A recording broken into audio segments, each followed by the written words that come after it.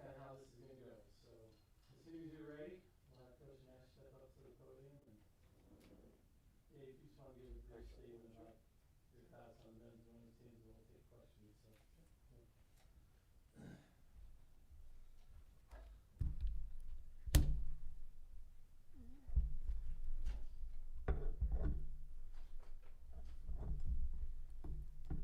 At least one of these is coming tumbling down at some point. Yeah, when were those bought? Those fall. Are we liable if those microphones break? All right, you ready, Owen? All righty. Okay. Go on. All right, guys, welcome to the 2021 Fall Sports Media Day for Morningside University. Thank you for being here. We'll start with head cross country coach Dave Nash. Will give a brief statement about his men's and women's teams for this year. Thanks, Mark. I'm starting my 19th year, and we are really excited. Been a lot of changes. We lost, I guess, our top runner in the guys, but we have so much parity and strength coming through depth-wise on the guys, and we're returning our top 3 girls for a national qualifying team that we had last year. So the energy is high, the excitement is there, and we're ready to go. Dave, who takes Connor's spot on the men's side as the number 1? Ro Pascal from Colorado took a gap year, and he's coming back. And he was 2 years ago. He was Connor's training partner. They went step for step, and he's been in the Colorado altitude for 1 year, and it's going to pay off. So he's going to be hopefully the guy we look forward to replace him. So. Has he lost his step? No pun intended, but has he lost his step in that gap year? Was that a concern coming into this year?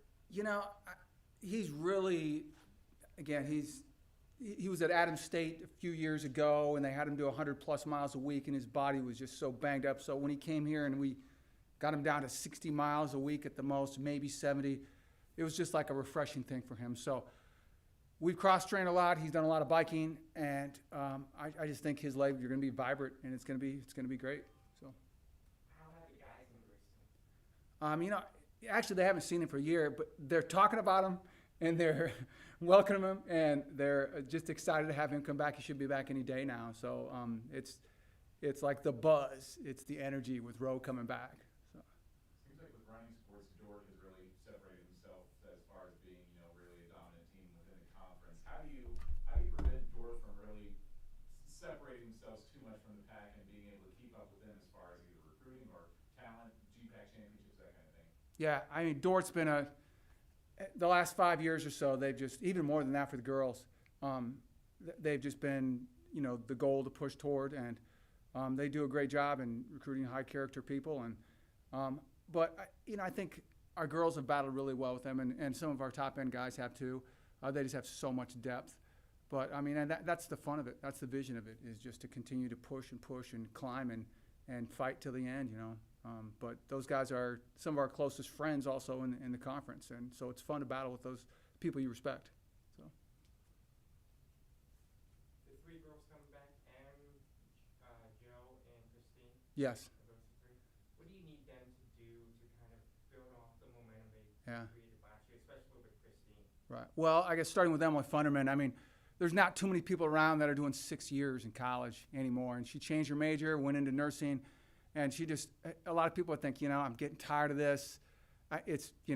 Nursing is an extremely daunting major. I just want to be done. And she just keeps coming back for more. And, she got down to 212 in the 800 last year. And she is, I just think she's embracing it. And one of her best friends is on the team. She's not going to let her down. So she's coming back with Joe McGibbon. And Joe's just looking phenomenal over the summer. And Christine Hanemichael is, one of the best 5K runners we've had in Morningside history. And she has a tendency to overtrain because she's so passionate. So she's tried to downgrade her miles just a little bit and keep it hopping, and she's healthy right now. So our top 3 are going to be tough for girls. Maybe the expectations going into this year for the girls weren't as high towards the end of the year like we've talked about. Do those expectations kind of go up now? Do the expectations, are they the same as they were at the end of last year? Going into this year? Well, for us to qualify for nationals last year by 1 point, you know, we have respect for Concordia and obviously respect for Dordt, and some of the other schools are just very formidable. So we're not taking anything for granted. And it's just unprecedented times, not just because of COVID went on, but just so many changes have been going on. It's just hard to compare. So we don't know if people are going to come back the same way they were, and not just for our team, but the other teams. So we're really just feeling good about just the depth we have with the girls, and we're trying to really buy into feeding off each other, just having the top end feed off of everybody else and inspire everybody else, and vice versa, and just really push that to the next level and get the electricity going. So.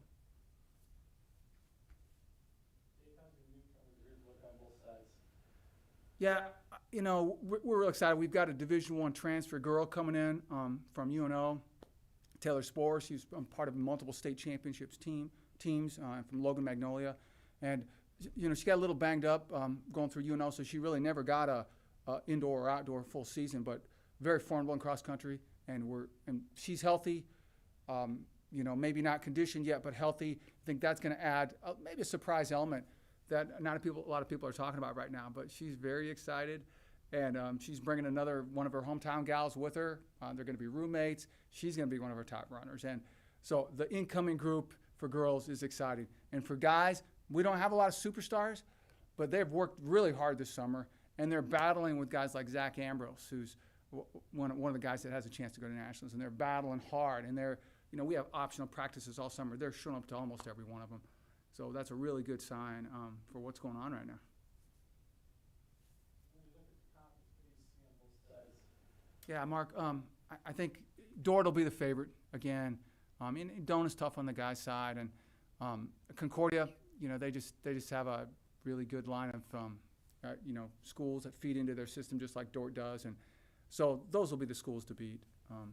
But again, we're looking to be toward the top end of that, and our girls have, like I said, it was a weird year with nationals being during track season last year with cross country. Cross country nationals are during track season, so it just didn't quite feel like normal. They just want to go to the normalcy and say, hey, this is the time to try to get to nationals. This is the time. And so we're going to hope we can show some promise really early, maybe get ranked nationally for the girls, and just climb and go from there. So.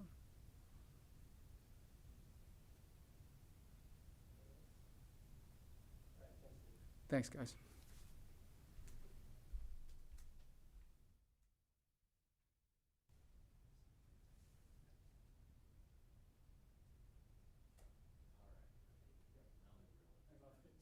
Probably about 10, 15 minutes for this part, so that's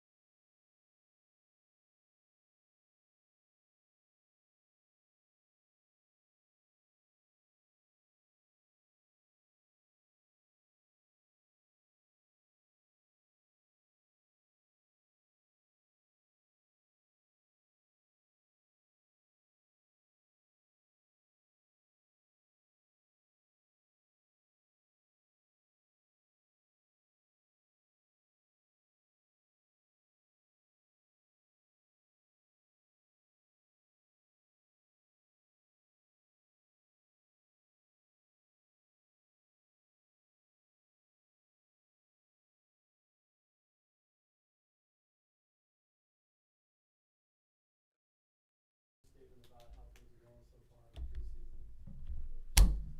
Okay. All right, go ahead. Sorry.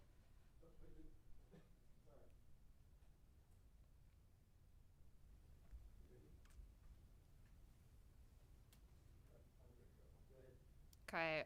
Preseason is going very well for us. The team is collectively working together to problem solve and get through a lot of drills that we've put in front of them. They're great hustlers. They're very good teammates with each other, and it's been an enjoying preseason. We've been doing a lot of team bonding activities. Last night, one of the activities that we did was to figure out the order in which we ate. The girls had to catch a chicken. So that was pretty fun. You can see that on our social media pages. We've done some bucket challenges with water. We'll be doing kind of a team Olympic thing next week. So overall, in this preseason, we're mostly focusing on bringing them together as a team and working on that team chemistry. Obviously, working on skill set too within the team, but mostly the focus is just bringing in that team chemistry.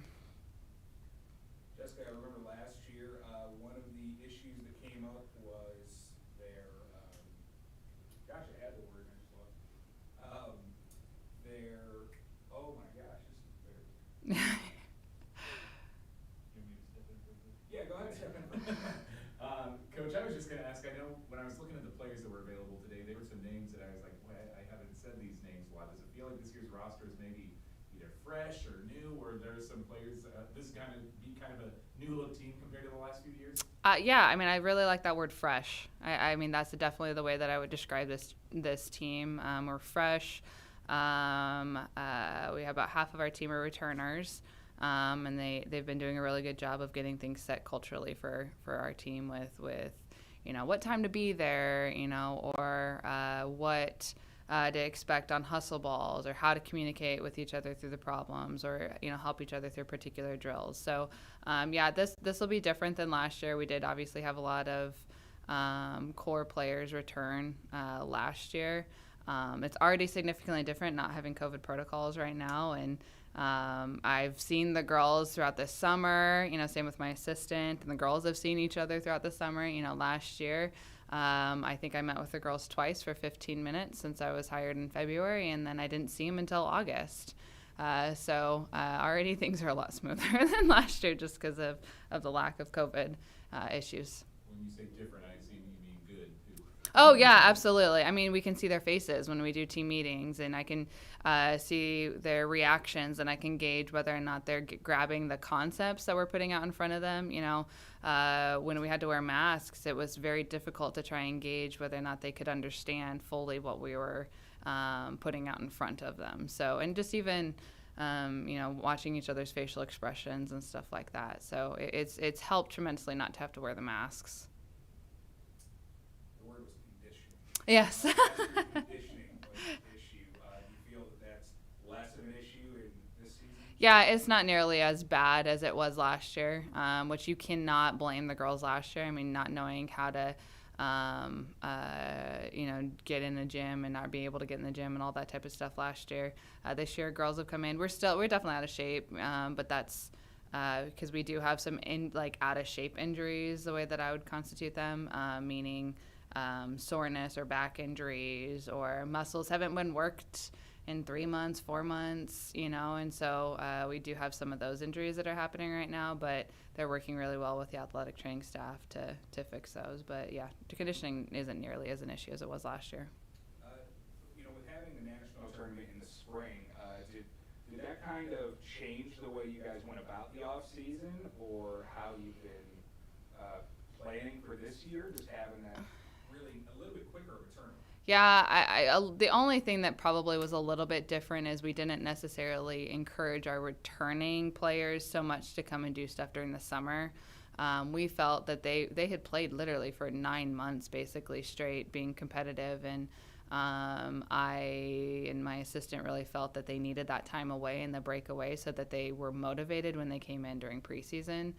We didn't want them to hit their brick wall early, so We really kind of wanted them to come see us and wanted us to meet each other, but at the same time, we really wanted them to stay away and be a person away from volleyball and the team as well. So that's probably the only thing that was a little bit different with having this season in the spring for us. The conference coaches poll coming out today. Obviously, top to bottom, the GPAC is always a good conference. I guess when you look at, I know you're probably not satisfied with where they put you, so when you look at though the competition that you faced just during conference play, I mean, how big of a benchmark do you use that for where you are as a program in terms What of, are we ranked? I don't even know. Sorry. I was 9th. We are 9th? Okay. Yeah. I don't even care. I didn't even know the poll was coming out. I don't really care where we're ranked, honestly. Especially with this year, we don't even know. I don't even know how many seniors are returning for each other team, and you know what that looks like for every other team. We're focused on our team. We're not focused on anything else that's happening in the GPAC. We're focused on getting ourselves better, focusing on what we can control in front of us. So until we really kind of start playing competition, it's strictly just us and our focus, and we'll just keep hopefully climbing the ladder and moving up in the rankings, and just every year just keep pushing and making people worried about us. I guess just what's it like playing in the GPAC? I mean, it's a very good conference. You're playing quality opponents every night you take the floor. Yeah, it's phenomenal. Like, you know, speaking, like, I've been the player where you've gone and you've traveled 6 hours just to go beat a team 25-12, and yeah, you won the game, but that was, you know, terrible waste of time. You feel like, you know, within the GPAC, you're always going to be pushed mentally, and that's what's so fun about playing in the GPAC. So I think it creates mental toughness within a lot of the women here in the GPAC, and you know, I'm sure they go on and do good things outside of volleyball, especially when they graduate, because they've built that mental toughness playing competition day in and day out, and ultimately that's kind of what we're here for, is to really help these young women, you know, grow and you know, reach the goals that they want to reach, whether it be on the court or off the court. So ultimately off the court it's great because they're growing. Within the games, you would definitely have to be on our toes. We got to do our scouting. You can't take practices off. And with being young, that is going to be a little bit more difficult. That's probably going to be our downfall, is just getting the girls in the right mindset that you can't take practice off, you can't take plays off, and getting in that mindset of just push. So. Year 2 as the Mustangs head coach. Obviously, year 1, heck of a ride. What a great year to start. Yeah. You know, I guess, what have you learned from last year that maybe you're taking into this year to try and help your team? Really just making the girls understand there's only so much you can control. You know, with last year, it was games got moved. We felt that there were a lot of games that it actually hurt us when we moved, and or other teams quarantining, and we didn't ever do that. In hindsight's 2020, we wish we would have after what was done, just so that the girls would have had a mental break for, you know, that 10 to 14 days. We didn't get that. You know, our season was elongated, and like, you can't control those. And hopefully we are learning from that and focusing on what we can control and doing our best to move forward. That's the best I can take from last year this year.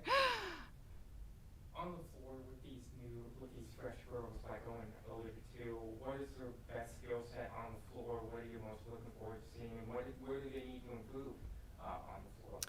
I think their situational volleyball is very good. And what I mean by that is just understanding what's happening on the other side of the court and what's happening on this court. We just got done doing a tip drill, and it was very, very controlled. They knew specifically to get that ball high, didn't even really have to talk to him about that.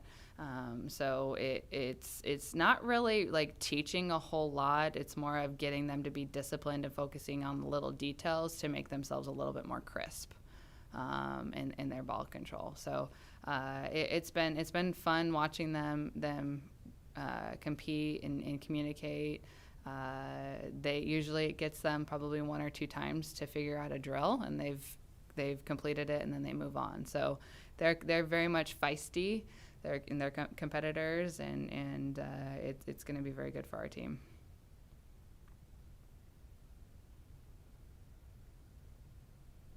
Think we're good?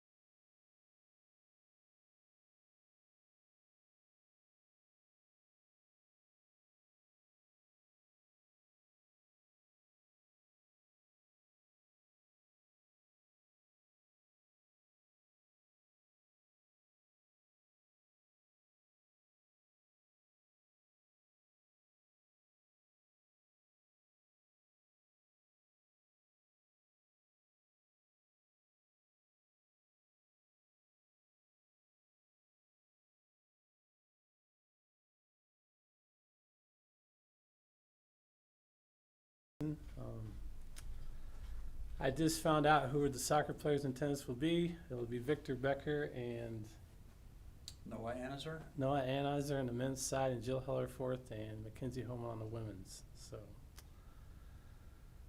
as soon as you guys are ready to go. All right, go ahead, Coach. Why don't you just give a brief statement about your teams, and then I'll start asking questions. Okay. Like Mark said, I'm Tom Maxon. Going into my 22nd year here at Morningside, and things have been looking up and up the last few years, I would say. We've kind of had a change in the way the team is structured. I've gotten a little bit more international over the last few years. That was started a little bit earlier on the men's side, and has been caught up to here with the women with this latest recruiting class. And so I'd probably say we're, I don't know, probably 75% international on the men's side and maybe 50% on the women's. But it's exciting. It's exciting not just for how we're playing and what our potential is, but also within the team itself. It gives us a good team spirit and culture, and the kids are all learning from each other, and it's exciting to see our American girls, have their eyes opened, and boys a little bit to what the kids in the rest of the world think about us and stuff like that. So there's a lot more, obviously, at a school like this and all the schools in the GPAC than just sports. There's a lot of time that we spend outside of sports, and that's really one of the great things, and maybe one of the selling points for the international kids who come over here. So looking forward to 2 really good years, coming off 2 really good years last year, hoping that the virus thing is mostly behind us. I know it's flaring up here and there, but hoping to get through a year without testing and daily temperature checks at practice and the traveling that we did in masks and all kinds of stuff like that. Hoping to get around all that, but we'll deal with whatever comes, and hopefully can also get it all done in one semester and not drag it out through the whole year like we did last year. So I'm open to whatever you guys want to ask. It is soccer, so I'm not expecting a whole lot. Hold on 1 second.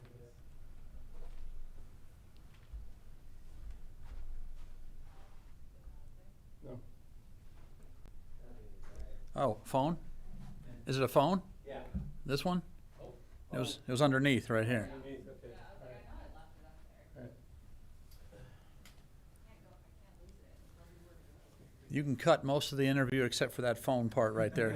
Keep that in. Keep that in.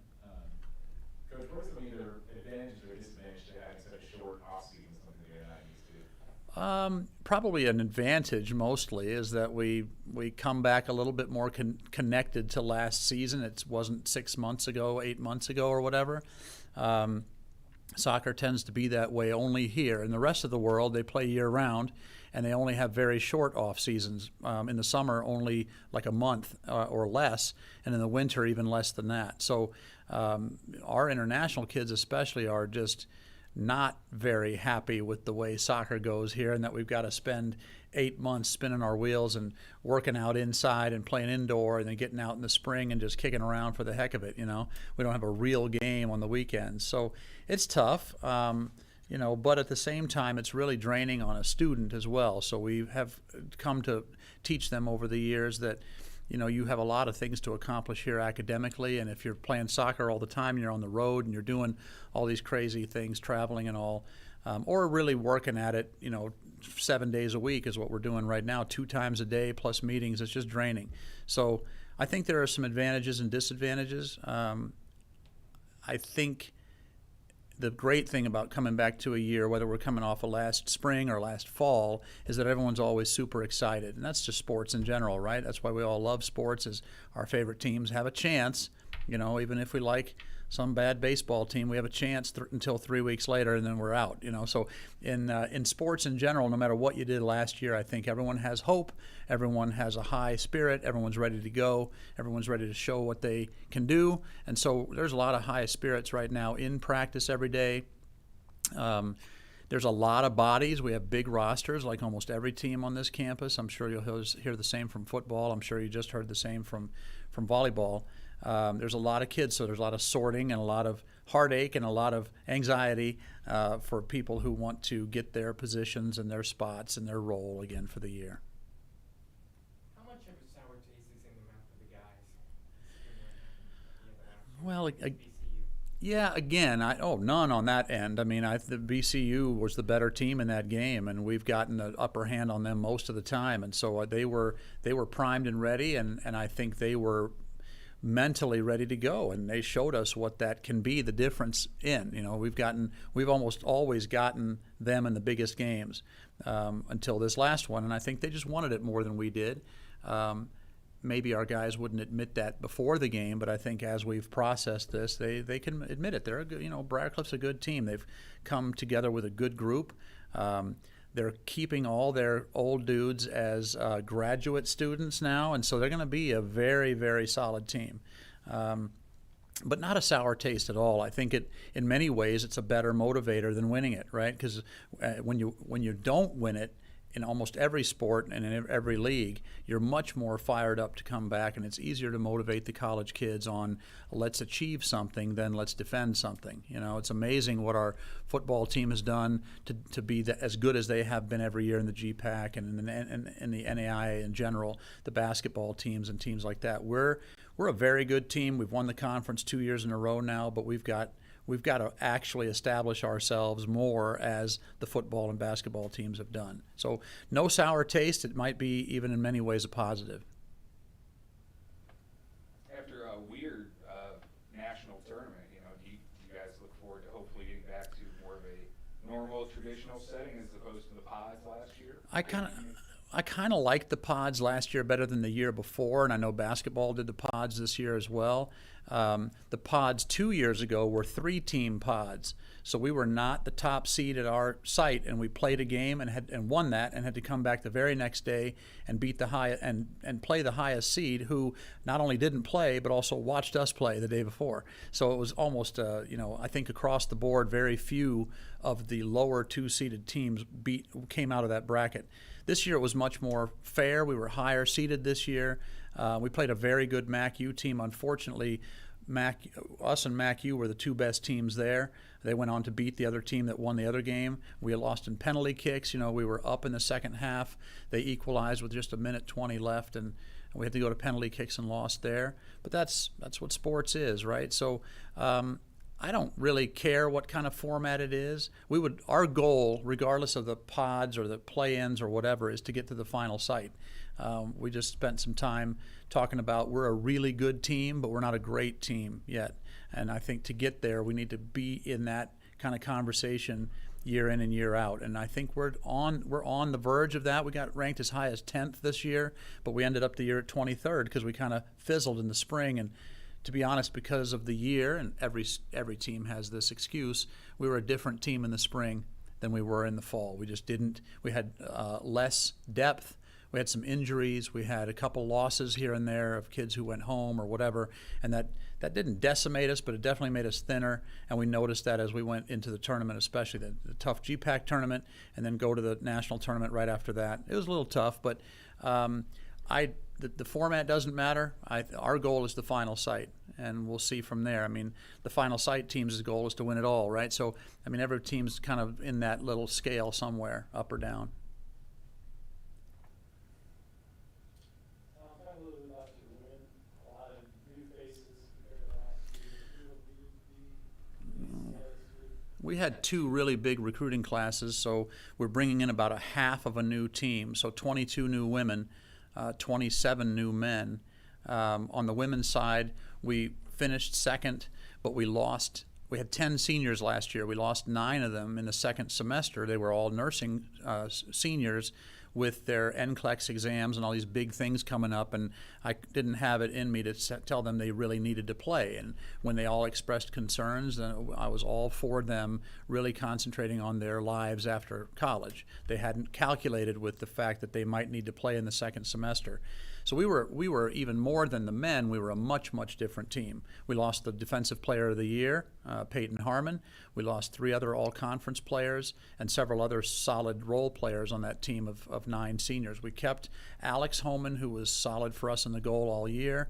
And with those 10 gone, and then you lose a couple others here and there through various reasons for attrition, we probably returned about 25 girls, and we're bringing in 22. Of this 22, I think probably 14 to 16 are international.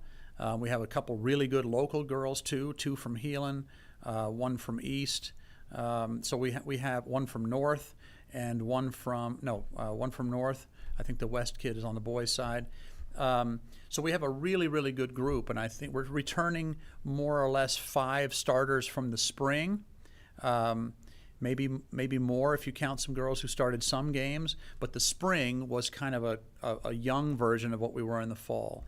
So I'm really looking forward to where we're at and going to be. From what I see in practice right now, we're way better even than the fall version of ourselves. We're just much more technical, we're much faster, we're much more offensive. Last year in the fall, we went into the final weekend against Briar Cliff in the lead. We only needed a tie or a win to win the conference. Could have tied Briar Cliff and won the conference. We were half a game ahead, but we lost that game 2-1. And every game for us was like that. We barely ever got scored on, but to win we had to somehow find a goal. We just couldn't score. And so this year it looks like it's not so much the opposite, but we've helped ourselves offensively with some of the girls that have come in. We've got a couple of returners. Sarah Finn, our goalkeeper, was the backup to Alex last year, but she was the starter the year before. So we've had some really good goalkeeping here the last 2 or 3 years and been very defensively strong. And Sarah's just going to continue that. She's a senior from Florida, really great player, really great kid, great student as well. Kenzie Homan, who you'll hear a little bit later, has been solid for us. That's Alex's sister. Is also a senior, has been very solid for us over the years.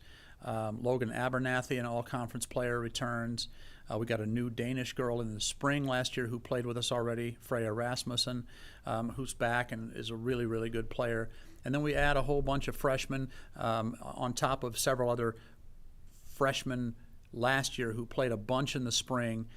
Jill Hellerforth, who you'll see also today, tennis player here as well, and a really solid player, played a bunch for us in the spring. So all those freshmen who are sophomores now got a bunch more playing time in the spring than they normally would have had we kept those other seniors on board.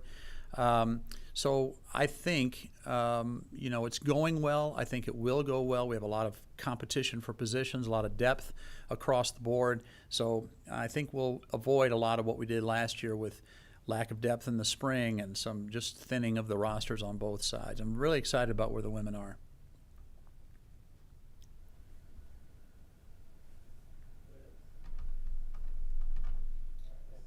You bet. Thank you guys for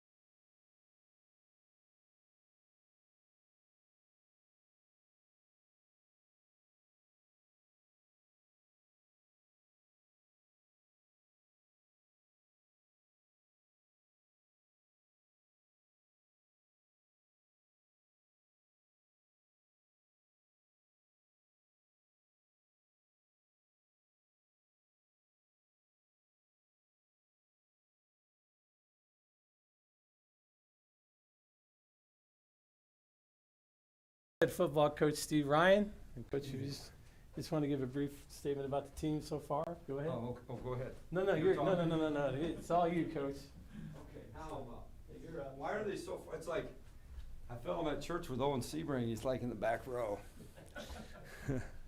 All right. Okay, ask questions and I can do some, ask what I can do for you, or I will just make a fool of myself. You just want me to talk in general? You know, we're getting started here with the upcoming fall season, and you know, obviously we're excited about the guys that we got coming back. You know, we largely return everyone that we've had, you know, last year, and you can get excited about that. The reality is that's just kind of the way college football is going to be this year at lower levels. It's just going to be Groundhog's Day. It's a repeat of kind of everyone back. The guys that we do lose is we lose the two defensive ends. Gustav is right now with the BC Lions. Seth has gone on to become a police officer. Jake Knoll has gone on to become a police officer here in Sioux City. So, you know, we lose those three veteran players, you know, just because it was their fifth year. But most everyone else is back, and we're off to a great tempo.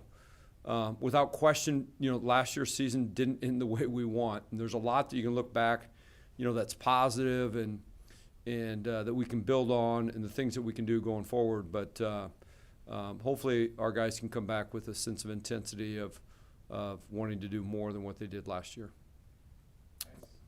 Questions? Yeah, I was going to say, I asked this of the soccer coach too, but does it provide an advantage or disadvantage having such a short offseason coming back with the guys either fresh, or are they still, you know, banged up? Wow.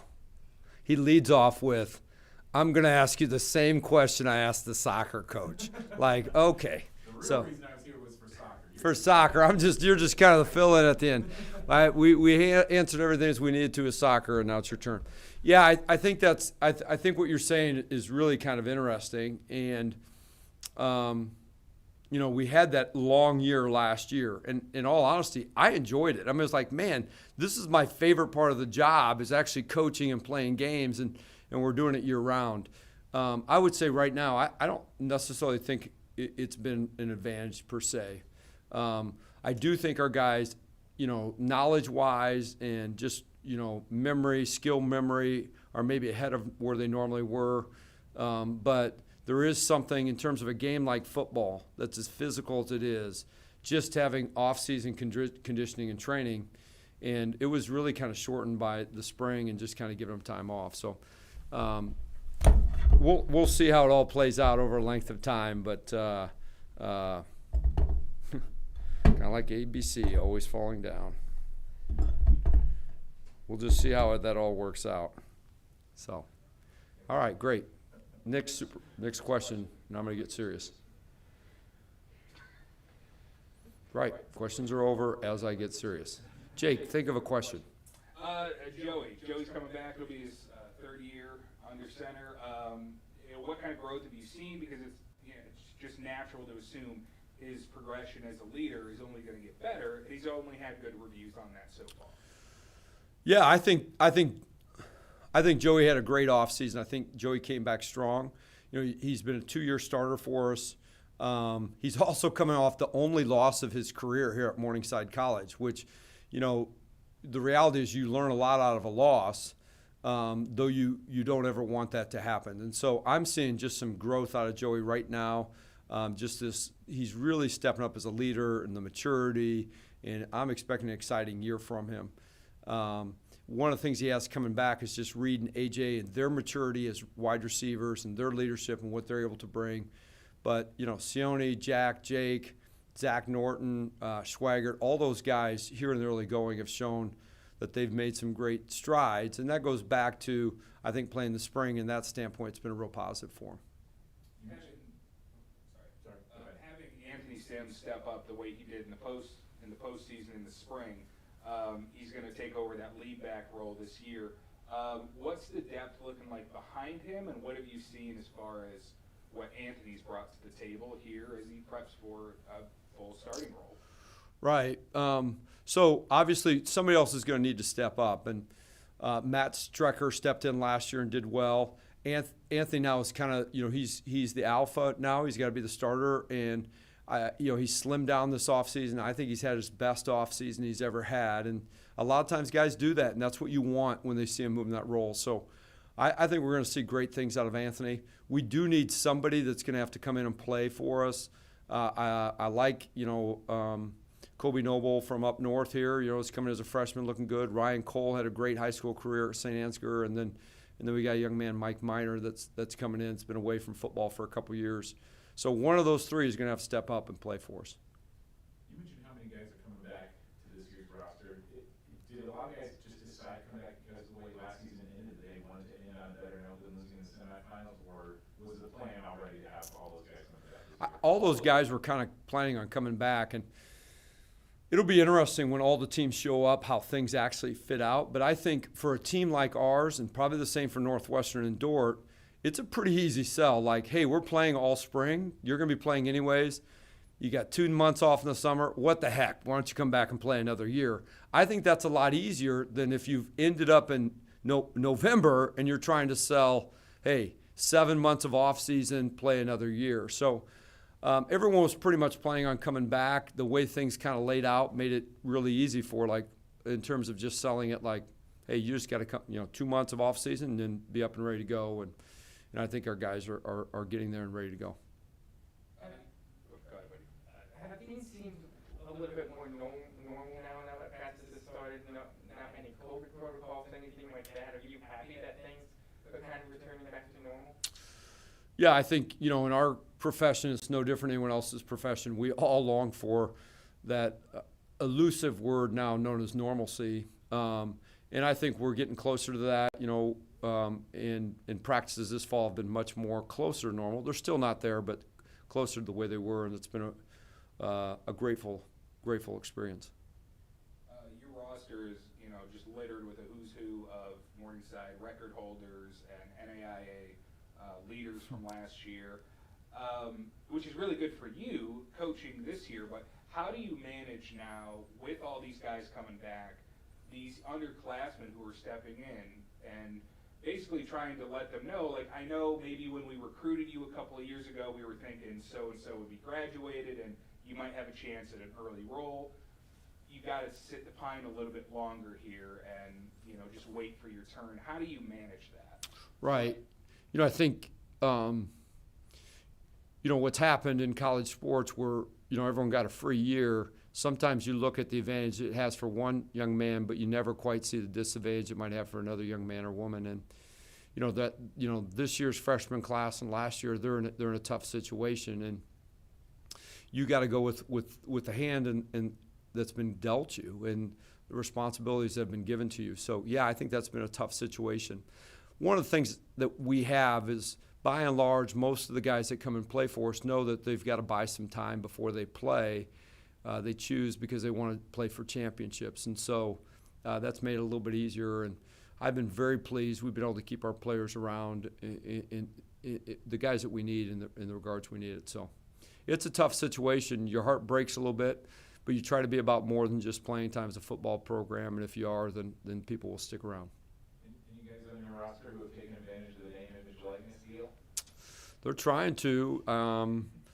They're looking for some TV stations that'll do some ads for them, and they want someone to step out. I got a stud at number 4 that wants Channel 4 to pick him up, and I got a really good player at 8 that's hoping 8 picks him up, and nobody knows where to find K-Meg, so I don't. Just kidding. I'm sorry, So- Channel 8? Channel 9, is it? So. Any transfers that have come in that could be significant? Every year, players like to come play for the Mustangs. We've seen Right. it year and year. This might be different, but do you have anyone? Yeah, so I think we got a few. Josh Simmons, who had played wide receiver at Lewis Central a few years back, has transferred in from Iowa Western. I think he'll add some good depth at wide receiver, and we've got a number of defensive backs that have transferred in. Linnell from St. Louis and Johnny Walls from St. Louis are 2 DBs that I could see starting for us right this fall and jumping in. And that's really a position that we need to step up. I think Jamal has had a great summer, knowing that he's got to be healthy for us to make it through a year. But we've got a few defensive backs that have transferred in. as just. All right, let me redo, can I redo that? Because you guys aren't going to run that, right? That last talk, that last bit, can I redo that one? Or are you going to let me redo that last one on? It was obvious I forgot all those transfers' names in the pressure of the moment. So, If that's what you're asking. what's that? Yeah, you're like, oh, that was he did such a bad job, I wouldn't run that anyways. Yeah, we've got a few good transfers that are coming in this year. You know, we looked at our defensive back situation, and we definitely need to improve in that area. And I think we've got 3 that are transferring in that can help us. Davian Bradley and Linnell Boyd are safeties and corners. They can play both, that have played quite a bit in Division II and are excellent football players. And Dijon Walls from St. Louis as well at corner. And I see all 3 of those guys being in the mix for us at defensive back. And then obviously Josh Simmons from Lewis Central, and then was at Iowa Western. Had a great high school career there, outstanding receivers transferring in on the offensive side. As far as, you know, for a few of these players on your team, you know, several of them, in fact, their first career loss just came, you know, in honestly the most heartbreaking fashion it could have. How do you even really address it or anything as far as, I guess, the psychological effect of these guys? You know, you've been on the top for so long. This might have been the first loss of their careers, depending on how their high school career went. Might have been their first loss even going farther back. You know, how do you keep your team's psyche from wanting to overtrain and overperform because they want to get back, while also learning the lesson? Right. We talk all the time about the process, you know, one day at a time, and how you approach each day and how you need to get better. And no different if we would have won the last game or lost the last game, that excellence does not look at where your ability is right now, where you're at right now, but where can I be tomorrow? And that message hasn't changed, you know, just because of how the last game, you know, played out. At some point, you know, we're going to bring up that last game. We haven't brought it up yet. And I know it sits in the back of guys' minds, but, you know, we really do talk about a day-to-day process, and whatever your skill set is, you have to improve that skill set. You have to see where you are, and you've got to improve, and that there's always, you know, somebody that's coming to get you. And, you know, the other thing I think that's interesting is it's easy to sit there, like you said, hey, you got everyone back. My guess is everyone that's in the top 10 in NAI's got everyone back. And this could be the best year of small college football ever, you know, when you think of the guys that are coming back. And that's going to be exciting to watch. You've mentioned in the past that you learn more from a loss than you do from a win. What do you think the guys have learned from that loss against Northwestern? I think number one, just early on, just kind of, you know, taking things for granted that, hey, we were going to win this game. We've never lost to these guys. We're going to do it again, and maybe not staying in the moment and focused right now.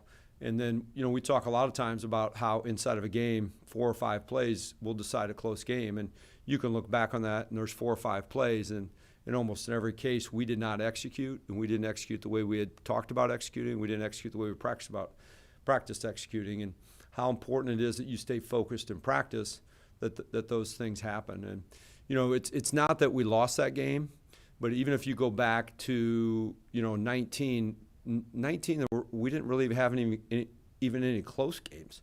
And then in 18, we had 2. It was Northwestern, and obviously they didn't learn the things they needed to in terms of understanding that those games come down to 2 or 3 plays. They went your way. You need to make sure they go your way each and every week, and we did not do that in that last game. You have only conference games. Did you think about picking up a solid non-conference game? How tough is it for you guys? I know you played your Division IIs in the past. Yeah, I mean, it's almost impossible. We tried really hard to get a non-conference game. I think we were also a little bit hamstringed because we did have a contract with the team, and they pulled out late. And that's, I think that's indicative of where we are right now as a society, you know, in terms of that commitment. But that's what happened. And so, you know, we're kind of late looking for a game, but we had one, and they pulled out. What do you think of Mount Morty being in the league? I don't know. You know, just because I haven't seen them, I'm not familiar with them. It adds one more team in the league, and I'm sure they'll do a great job there. And yeah, I mean, it's going to take some time. It always takes 3 years for a new team to kind of build themselves up. What are your thoughts on the NAIA Coaches Bowl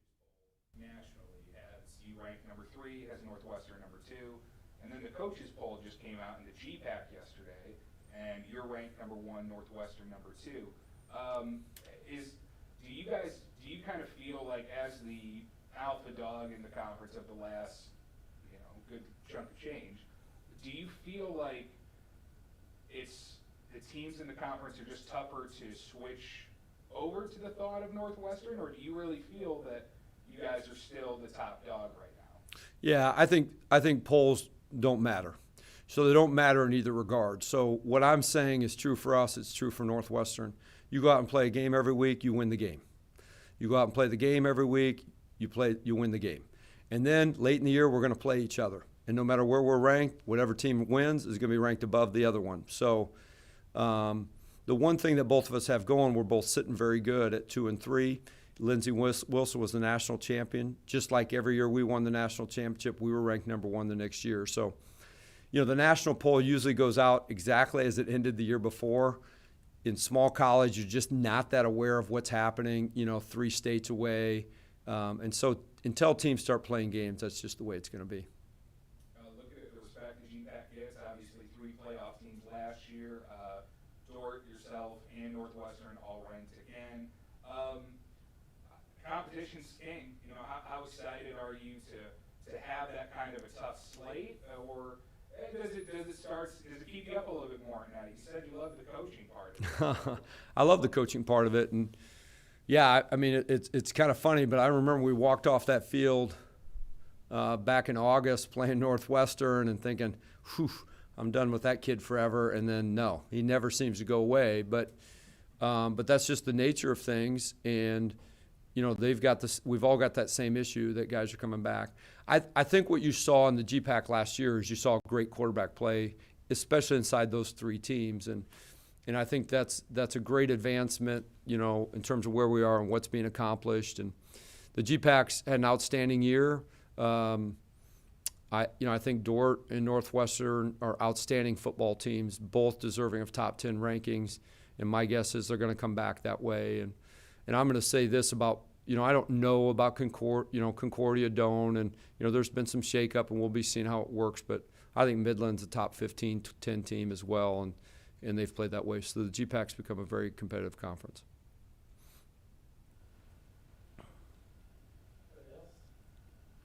We're good? Mark, you got any questions? Booth? Anyone want any questions on Booth? All right. All right, good. And Booth is awesome. He's the most incredible person on this campus, and I'm really appreciative of him and all he does for this college. And I really believe the president does not pay Nick Booth enough. Thank you.